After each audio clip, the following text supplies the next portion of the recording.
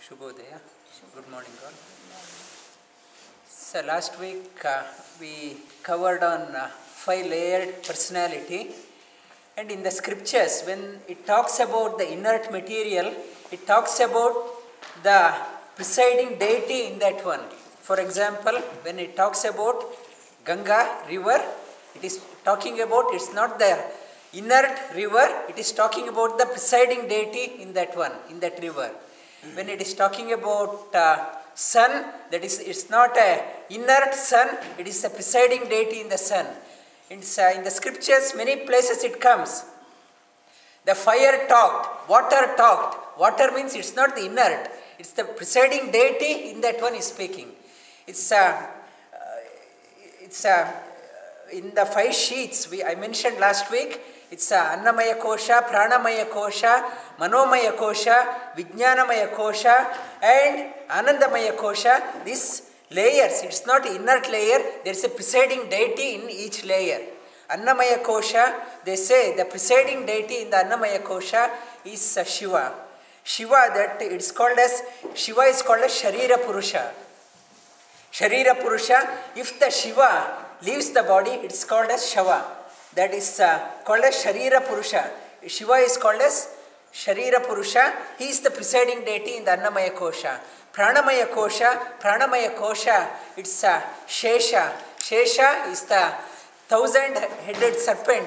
It's Shesha is called Chandas Purusha. He enables us to talk, communicate. It's Chandas Purusha, to express. It's because of his grace we are able to express things. He is called as Chandas Purusha. And beyond that one, in our ability to think, understand the scriptures properly. Otherwise, if you read the scriptures, you understand always wrongly. To understand correctly, you need a grace of Garuda. Garuda is the presiding deity of Manomaya Kosha. Manomaya Kosha, he is called as Veda Purusha. If you want to understand the scriptures, understand the Shastras, you need his blessing. Then only you can understand the inner meaning, you can understand correctly. He is called as Veda Purusha. Beyond that one, it's a Vijnanamaya Kosha. Vijnanamaya Kosha, it's not mere reading. You should be able to pick up, read between the lines. To read between the lines, you need to get intuition. Otherwise, the author or composer is silent on that one. That silence, it should come up within you. What silence means, the meaning should spurana. It should come out within you. To come out within you, that's called as spurana. Spurana, and whatever you read, you should not forget. That memorize. To that one, that you need the blessing of Prana Tattva and Brahma. Brahma and Prana Tattva, their blessing is required to get the, read between the lines, read the silence. If you read the scriptures, even the Vedas, Upanishads, there are many silence are there. They are not mentioning that silence, it should blossom in your heart. That you need the blessing of Brahma and Prana Tattva for that one. And after that, that's another Tattva, that's bliss. That bliss sheath, that you need the blessing of, it is called as Vedabhimani. It's Lakshmi's blessing is required to tap into the bliss layer. This scripture says you need the blessing of all the 5 layers, Shiva, Shesha, Garuda, Prana Tattva and Lakshmi Tattva, to get into, go beyond that one, to attain the permanent bliss. That permanent bliss lies beyond all 5 sheets. And Bhagavad Gita is it's a foundation of yoga. It's a yoga shastra. Yoga shastra, it's a authoritative text of all the yoga shastras is Bhagavad Gita. Bhagavad Gita talks about various type of yogas to tap into these layers that go into Annamaya Kosha, Pranamaya Kosha, Manomaya Kosha, Vijnanamaya Kosha, Anandamaya Kosha. Bhagavad Gita, it talks about, it's different yogas, Karma Yoga, Bhakti Yoga, Jnana Yoga and Raja Yoga. To do the Karma Yoga, Karma means duty. Duty is when you go through the customs, duty free shop is there. Or duty, have you paid the duty for this one? Duty means tax. Have you paid the tax? Karma means be aware that we have to pay the tax to the Creator. It's it's a free for all. We have an obligation to pay the tax to the Creator. Without paying the tax to the Creator, there is no liberation. What is the duty? Is serve His creation. When we are existing, not a burden to the society. Use as little as you can.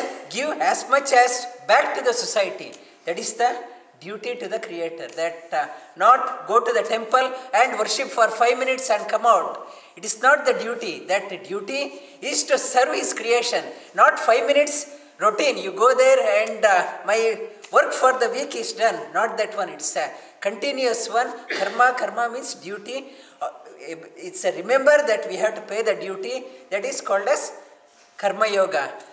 Karma Yoga is Nana Janasya Shushrusha. However great wise person you may be, however great scholar you are, without serving the others, there is no liberation. Scriptures says again and again, however great scholar, you may memorize all the Vedas, all the Upanishads, all the texts, but still that unless you apply that one, serve the society, serve the community, serve the people who need the most, there is no liberation. That is Karma Yoga. To do the Karma Yoga, we need a healthy body, healthy mind. That is called as Hatha Yoga. Through Hatha Yoga, that you are able to, doing the Hatha Yoga, your body is able, you can serve. If the body is weak, always diseased, and no stamina in the body and no stamina in the mind, we can't serve the community. That is through Hatha Yoga. Hatha Yoga and leads to the Karma Yoga. Karma Yoga leads to Karma. Karma means we should know what to do, what not to do. For that one, Jnana is required. Knowledge is required. Without knowledge, we don't know what to do. One school of thought, that one Swamiji, that a couple of days back, he says, for the Jnani there is no Karma, he was saying.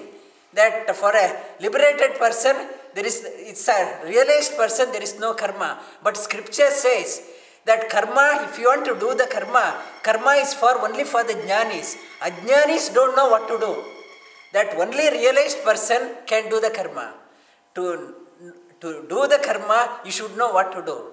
That if you don't know what to do, it is not Karma. It is called as Vikarma. Vikarma, you are destroying yourself and destroying the community. It is not the Karma. To Karma, only the Jnani can do the Karma. To understand, then gain the knowledge, then only you can perform your action better. That is the Jnana Yoga. Jnana, knowledge won't come unless you surrender to the teacher, surrender to the God. Without that one, it's a Bhakti. Without Bhakti, Jnana won't come. And Bhakti, Jnana, Karma and Hatha Yoga, they are interwound with each other. They are not separate pillars, like they are not silos, working in silos. If you are a yogi in Karma Yoga, that is you are a yogi in Bhakti Yoga, you are a yogi in Jnana Yoga, you are a yogi in Hatha Yoga. That if you are an expert in one area, you got to be expert in all 4 areas.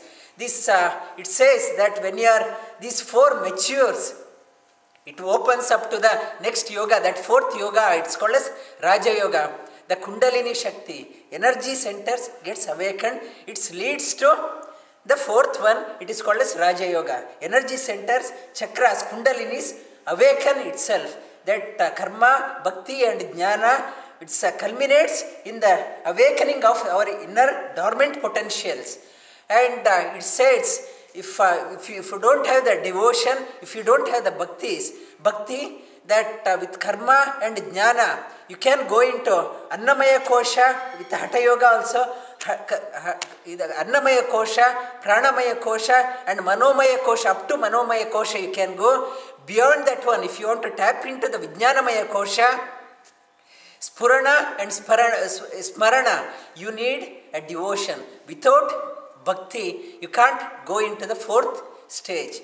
You can be very good academically up to Manomaya Kosha. You can go with Jnana Yoga, but unless you have the devotion devotion to the Supreme. You can't go into the next one, Smarana and Spurana. It cannot happen within you. You need all four, karma, bhakti, jnana, leading to the Raja Yoga to exploit the full benefit of yoga. Lie down on your back.